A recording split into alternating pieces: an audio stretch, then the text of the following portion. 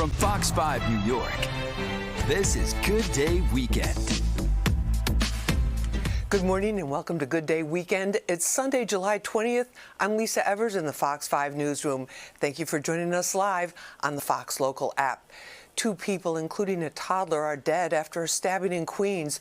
It happened around 7 last night on Forest Avenue near Menahan Street in Ridgewood. Citizen App took this video just after EMS arrived. Police say officers found 3 people suffering from multiple stab wounds. A 41-year-old woman and a 2-year-old girl both later died at the hospital. A 54-year-old man, who police say is believed to be the suspect, is in critical condition this morning. An investigation is underway. The city of Plainfield, New Jersey will host a storm recovery benefit later this afternoon. The event is happening at Plainfield High School Auditorium from 4 to 8 p.m. It will benefit residents who've been impacted by the recent severe weather in the area that caused flash flooding and left behind significant damage this past Monday.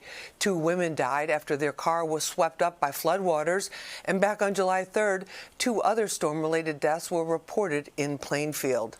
And here's a look at your weekend weather. Today, scattered showers and storms. Tonight, things will clear out and cool down. Tomorrow, 85 and sunny for a Monday. It's the latest chapter in the ongoing struggles of Rye Playland. Visitors taking to TikTok, slamming the amusement park, even going as far as to call it depressing. Richard Giacova speaks with county officials about the rough reviews. Nothing says summer than a ride on the kiddie coaster or a whirl on the whip. Playland Park in Rye is a staple this time of year, and for the O'Neill family, their first ever visit was nothing short of spectacular. Since we've gotten here, everyone, they've been able to get on rides. There's rides that we can get on with them to participate, so I love it. But not all of the 65,000 plus guests who have entered through the nearly century-old gates this summer so far share the same feeling. There's nothing open. I should have went to Coney Island. And they're taking their view to TikTok.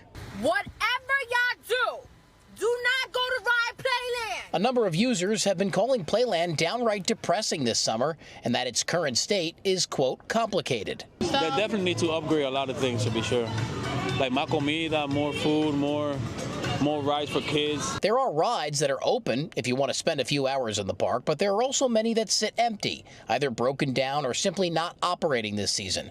Westchester County Parks officials say it's the best they can do this summer, following months of playing the blame game with Playland's former operator, Standard Amusements. The company took the county for a ride this past winter when it backed out of its contract at the last minute. We received the park back in our hands in significant state of disrepair earlier this year.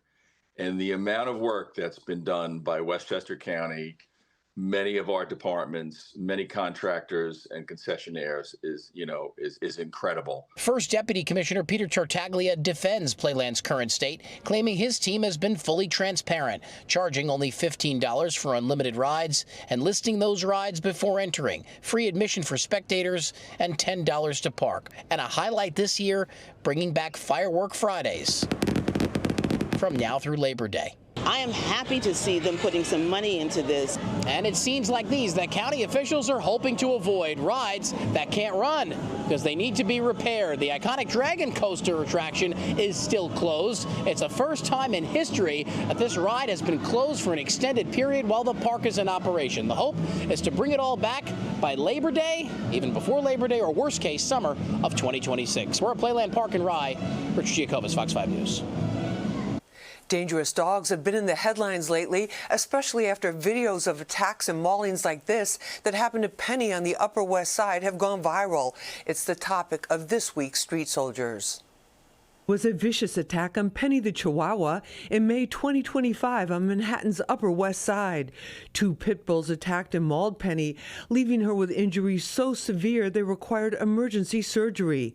It's been a long road to recovery, but things are looking up, says her owner, Lauren Klaus, who depends on Penny for emotional support. Penny, as you can see, seems to be doing really well. We are still monitoring her as far as infection goes, but we think that her prognosis is really, really good.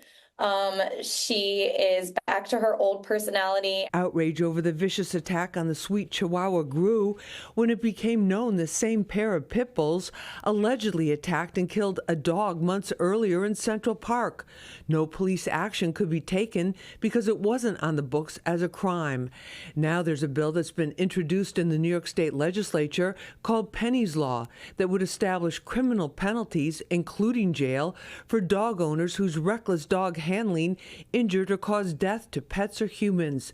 Assemblymember Jennifer Rajkumar says it's long overdue. We hear so many reports of dogs being attacked, of dogs being held off leash, and we have to stop these preventable tragedies. We have to stop pets being mauled by attack dogs with no accountability. Prominent dog trainer Ramela Chamaki says the behavior of dangerous dogs tells you a lot about the owners.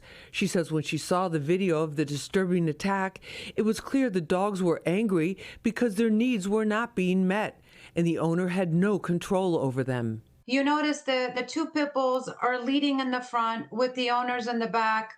They are white-knuckling these thick chain leashes while being pulled by these pit bulls. When you see that there's no relationship here between the dog and the handler. You can see the full Street Soldiers episode on our Fox 5 NY YouTube page and in the watch section on the Fox Local app. Well, Long Island's Osprey population is finally thriving after near extinction. Now a census is being taken to see whether the birds are healthy and producing families. Fox 5's Jody Goldberg has more on the process that's underway. Ospreys that were once poisoned by pesticides are now perched at the center of a conservation comeback. Mom is feeding her fledgling. Dad is on call in the background. This is actually a success story for a bird that was on the brink of extinction locally here. Through his binoculars, Bob DeLuca is seeing what he calls a miraculous recovery. The president of the Group for the East End is conducting a census, tracking the health and growth of the East End's ospreys. Population has come back from maybe 100 or less birds in the 70s. And now we know we have over 1,200 birds just here in the 5 East End towns that we're tracking. The nonprofit, along with PSEG Long Island, has put up dozens of poles across the region, giving ospreys safer spots to build nests.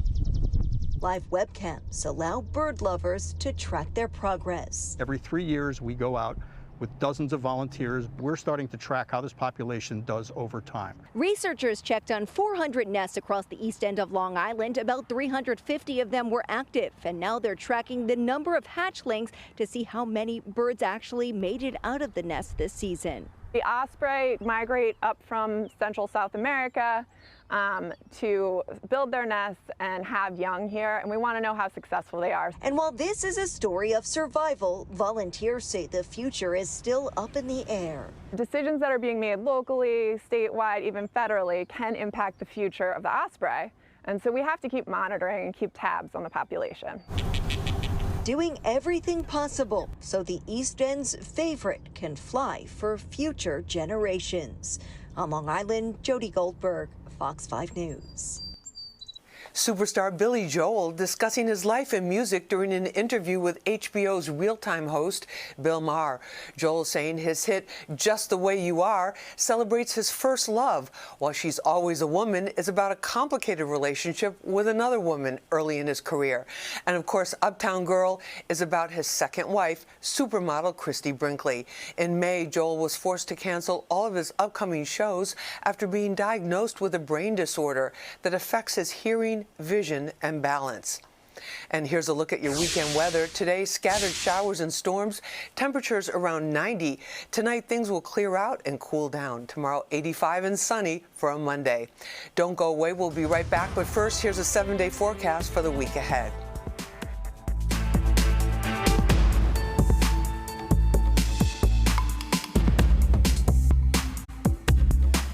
Welcome back to Good Day Weekend. Here's a look at your Sunday forecast. Today, dealing with some scattered storms. Tonight, things clear up with some humidity, and tomorrow, expect sunny skies. This week on the 5 o'clock news, Dr. Jacob Gergen from Maimonides Health joined us live to discuss an increase in kids getting poisoned by nicotine pouches, plus a study showing the health benefits of kiwis.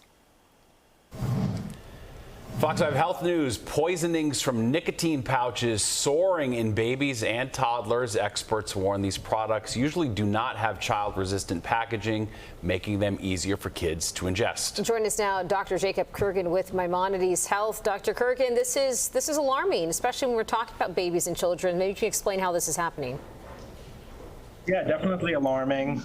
We know that these nicotine pouches are not sort of the traditional way we think that people can get their access to nicotine. It's not a cigarette, it's not a patch. It's kind of touted as this alternative for nicotine that's safer than smoking cigarettes. But the danger of it is that it looks like it comes in a little, what looks like a mint bottle or even like candy, and children may see adults using this and think it is candy because it's sweet and it has pretty high levels of nicotine. And nicotine, especially in little people, you know, they can be very fatal. Probably just 4 or 5 of these can be fatal even in adults. So children are even more at risk. Fatal. Wow, I didn't realize it was that serious. You know, walk us through what you should be looking for before you put 2 and 2 together and realize they got into the nicotine pouches. How would they be exhibiting symptoms? So when in doubt, you can call 911, you can call the Poison Control Center. The truth is that even though we have seen about a 7-fold increase in accidental, ingestion of this, very few of the times it's been very serious or, God forbid, fatal. But treat this like anything else, any other chemical that you would want to stay away from children, from pets, so they don't mistake it from candy. If they see you using it, they might think it is okay to use. So keep it out of reach, keep it locked, and make sure that they know it's not for them. All right, well, we know tobacco, not great for your health, but one thing that we are hearing about is kiwis, really good for your health. In fact, maybe a little bit more than any other fruit out there. When was this discovered? So yes, kiwis are definitely both better for you than smoking cigarettes. You don't have to smoke them even, so that's nice. There's been kind of a lot of anecdotal evidence from GI doctors, gastrointestinal doctors, who say this seems to do wonders for people who have difficulty with regular bowel movements, and people don't like taking prunes because they can kind of make you feel bloated. So kiwis seem to do a very good job of kind of keeping you regular. Not to mention that they're full of really healthy things that can even help with more serious things like cardiovascular issues, like heart attacks, cancers, maybe even some other things. Yeah, fiber and vitamin C, it's a good combo, no doubt about it. And you do have to eat it. There's no really way to sort of take those compounds and put them into a pill, just because we know we're in America and everyone's probably asking that. How do I get around eating this delicious fruit? Dr. Gergen, we're going to have to leave it there. We appreciate it. Thanks so much. My pleasure. For the 18th year in a row, a 66-year-old man completes a 135-mile race through one of the hottest places on Earth. For the last 48 years, 100 runners from across the globe have pounded the pavement through Death Valley to get across the backwater ultramarathon finish line. The race takes place in July during the park's hottest season, when temperatures have soared to 130 degrees over 2 days. Runners trekked up and down mountain ranges, past sand dunes and salt flats. We'll be right back with a look at what you missed this week on Good Day New York, including some beach volleyball here in the Big Apple.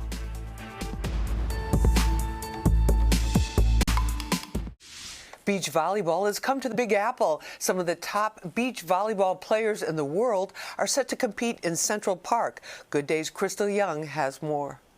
I have professionals behind me, and if you want to see some athleticism, I would just be stepping out of the way and pointing to them because these ladies are fierce. So let me just start off by saying I got to give it up to Woolman Rink because it becomes many things throughout the year.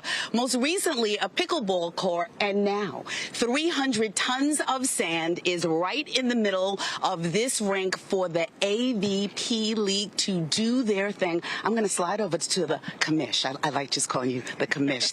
This is Mr. Corvino. Good morning. Good morning. How are you? Okay, I'm well. So let's talk about being here in this spot in the middle of New York City. Has this ever happened before for the league? And what is going to be going down on July 19th and 20th? Yeah, this is incredible. We could be more excited for this weekend. It's the first time we've been back in New York City since 2019 and the first time ever in Central Park. Okay, so let's just talk about the league in general. Like, how does one get into all of this? And these are really top players. This is not like someone that you grabbed that was like waiting for the crosstown bus. I mean, these players know their thing. Lots of Olympians. These are the best athletes in the world that are competing.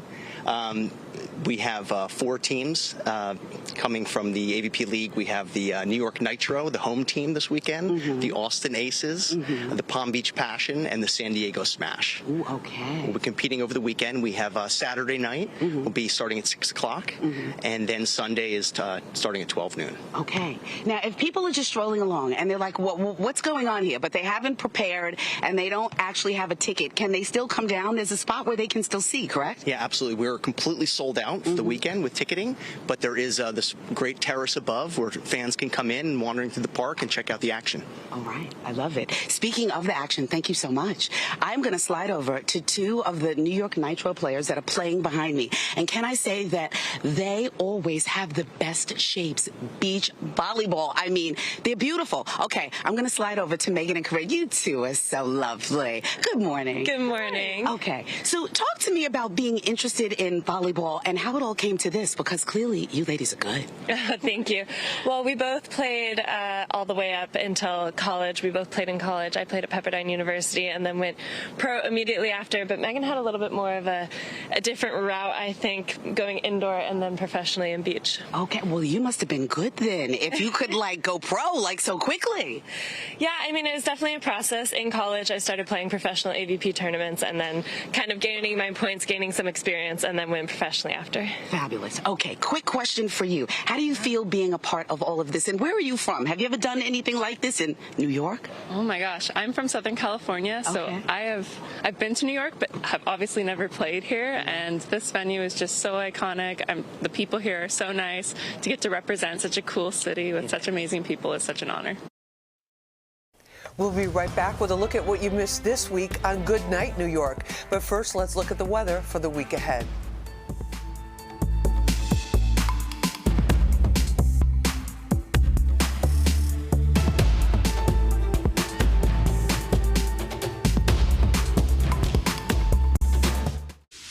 Welcome back to Good Day Weekend. Here's a look at your Sunday forecast. Today, expect some scattered showers and storms.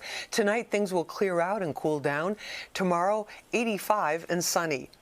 Have you ever heard of Spikeball? Well, Crystal Young never did, so Ryan decided to teach her how to play with some help with a few of the staff on Good Night New York, and it went as well as you might have thought. Take a look.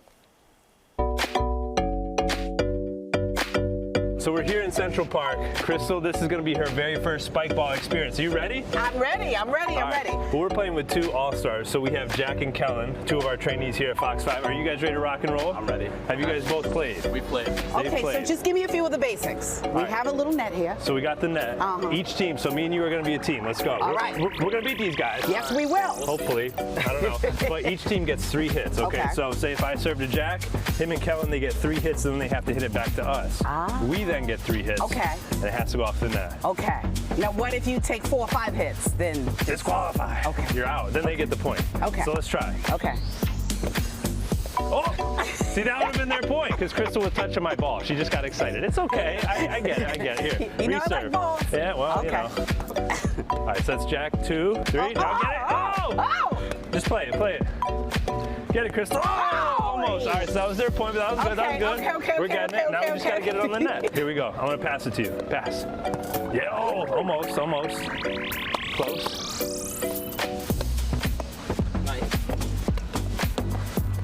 See? Okay, now we're talking.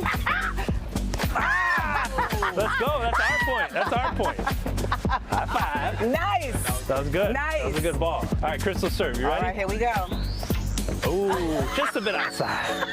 Just one. You're good. Okay, wait. You're good. That was so terrible. I want to redo. Redo.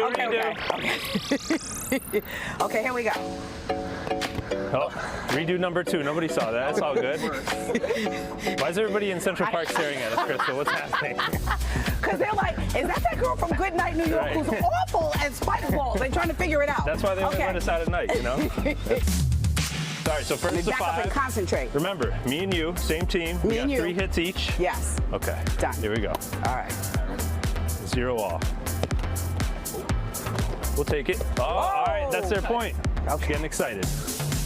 Ooh, oh! That's good, that's good. All right, so now it's our serve. So they're still up 1-0. Okay. We're about to change that. Here you go, Crystal. Oh, almost. All right, their This serve net now. needs to be bigger. 0-1. I see some issues with Spikeball. We need a bigger net. Here we go. Oh, nice, nice. Oh! Watch out. Oh! Ah, you got nothing. Hit it. Oh, almost. All right. 2-1. She thinks I'm Stretch Armstrong. 4-1. This is it. This is for a game, Crystal. We got to get him on this one. All right. Ah! What you know about that? And he caught it. That's a point. We're back in it. We're back in it. Give me that ball. All right, Crystal. Let's go. Let's go. It's 4-1. You know, charity points. That's right. It's like the lottery. You got to be in it to win it. Okay. Here we go. Oh! All right, Crystal. This is it. We got to stop him here. All right. We're going to stop you dead in your tracks. Pass to you right here. Oh! Or not. Or not. That's close. Hey, that was a good first game. We'll get him on the second one. You guys watch out. Those trainees. Yeah, I guess. Good game. Spikeball without Spike Lee. We'll be right back with this morning's top stories.